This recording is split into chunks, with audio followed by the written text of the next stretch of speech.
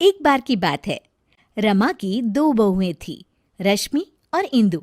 एक को वो अपनी पसंद से लेके आई थी और दूसरी उसके खुद के बेटे ने पसंद की थी, जिसका नाम इंदु था।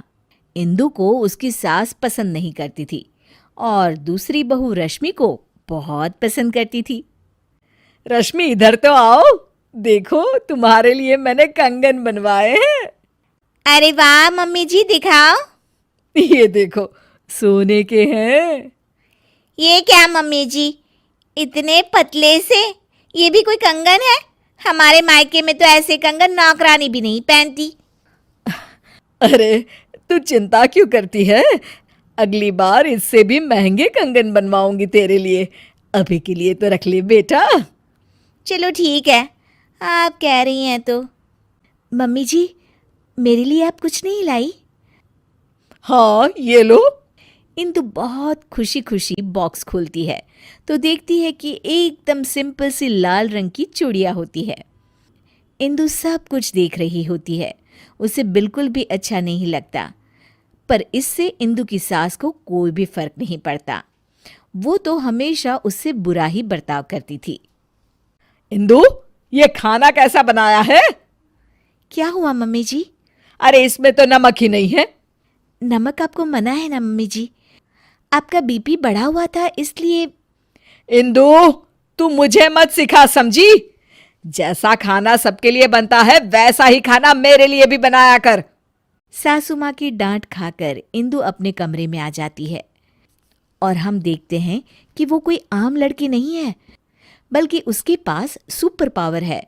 चुटकी बजाती है और कमरा अपने आप साफ हो जाता है। पर घर के सारे काम वो अपने आप ही करती थी। सफाई करना, कपड़े धोना, खाना बनाना, ये सब उसने बहू बनने के लिए सीख लिया था। इंदु, एक काम तुम ठीक से नहीं करती। अरे, मैंने तुमसे कहा था कि पीली साड़ी प्रेस करके रखना और तुमने लाल वाली कर दी।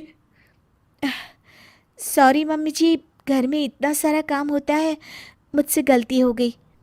कितना काम होता है सब दिखता है मुझे। तो फिर आपको ये क्यों नहीं दिखता कि रश्मि दीदी तो कोई भी काम नहीं करती? उससे तुम अपनी बराबरी मत करो, समझी? क्यों मम्मी जी, मैंने ऐसा क्या किया है जो आप मेरे साथ ऐसा बर्ताव करती हैं? तुम उसकी जगह कभी नहीं ले सकती। उसे मैं पसंद करके लाई थी और तुम मैं क्या मम्मी जी, रुक क्यों गई? तभी वहां रश्मि आ जाती है। तुम तो अनाथ थी, समझी? वो तो आकाश भैया पता नहीं कहां से तुम्हें पसंद करके लाए और हमारे ऊपर थोप दिया। इंदु को ये सब सुनकर बहुत बुरा लगता है और वो अपने कमरे में चली जाती है। फूट फूट कर रोने लगती है। इतने में अचानक उसकी माँ की रूह उसके सामने आ जाती है। इंदु, उठो बेटा। माँ, ये लोग मुझे बहुत बुरा भला कहते हैं। कोई बात नहीं बेटा, तुम आकाश से बहुत प्यार करती हो, इसीलिए तो इंसानों की दुनिया में रह रही हो। मैं तो तुमसे हमेशा से कहती आई हूं कि चलो यहां से अपनी दुनिया में। हाँ माँ, पर अब मुझसे बर्दाश्त नहीं होता। तो चलो मेरे साथ वापस हमारी अपनी दुनिया में इंदु। हाँ माँ, मैं आपके साथ ही जाना चाहती हूँ। तुमने सच में मन बना लिया है ना बेटा?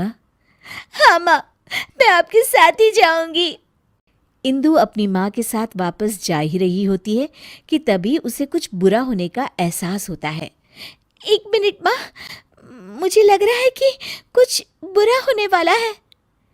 इंदु भागते भागते बाहर आती है तो देखती है कि सासू माँ सीढ़ियों से उतर रही होती है और उनका पैर फिसलने ही वाला होता है। तभी इंदु बहुत तेज भागती है और आके सासू माँ को बचा लेती है, पर इसमें इंदु को चोट लग जाती है।